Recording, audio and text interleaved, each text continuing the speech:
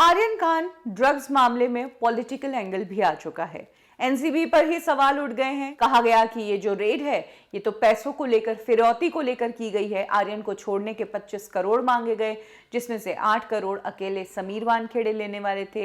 ये सारे खुलासे किए हैं किरण गोसावी, जो कि एक विटनेस था इस केस में, जो आर्यन को पकड़कर एनसीबी के ऑफिस लाया, जिसकी वीडियो वायरल हुई, जिसकी सबसे पहली सेल्फी आर्यन के साथ में आई। उसके बॉडीगार्ड ने ये खुलासे किए हैं। अब इन खुलासों के बाद समीर वानखेड़े, किरण गोसावी, सब पर उंगलियां उठ रही है। इसी बीच किरण गोसावी, जो कि इतने दिनों से फरार चल रहा था, उस पर भी प्रेशर आया। उसको भी मीडिया के सामने आकर अपनी बात कहनी पड़ी। किरण गोसावी ने इस दौरान कई सारी बातें कही, जिसमें उन्होंने कहा कि मैं सरेंडर कर रहा हूं। समीर वानखेड़े सर को मैं इस रेड से पहले कभी मिला ही नहीं था, मेरी उनसे बात ही नहीं हुई, मैं उन्हें जानता ही नहीं, मैंने उन्हें देखा ही नहीं, एक आध बार फोन पर बात हुई। ये सारी दलीलें किरण गोसावी ने दी।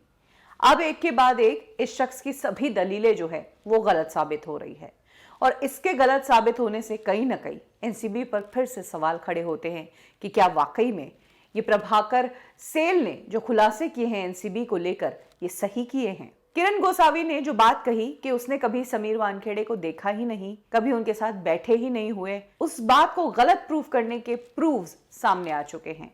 कुछ फोटोज सामने आई हैं जिसमें किरण गोसावी समीर वानखेड़े के साथ नजर आ रहा है। उनके जस्ट पीछे ही खड़ा है, और ऐसे खड़ा है जैसे उनका कोई सेक्रेटरी हो, उनका कोई साथ वाला बंदा हो कि अभी सर आवाज देंगे तो मुझे आगे जाना है। एक नहीं, दो नहीं, बल्कि 3-3 पिक्चर्स वायरल हुई है। किरण गोसावी बिल्कुल आराम से समीर वानखेड़े साहब के साथ खड़ा है।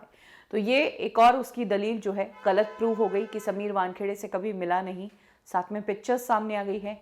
दूसरी बात, किरण गोसावी ने कहा था कि वो सरेंडर करना चाहता है और फिर सारा सच बताएगा, लेकिन मुंबई में या महाराष्ट्र में सरेंडर नहीं करना चाहता है क्योंकि उसको पुलिस से डर है।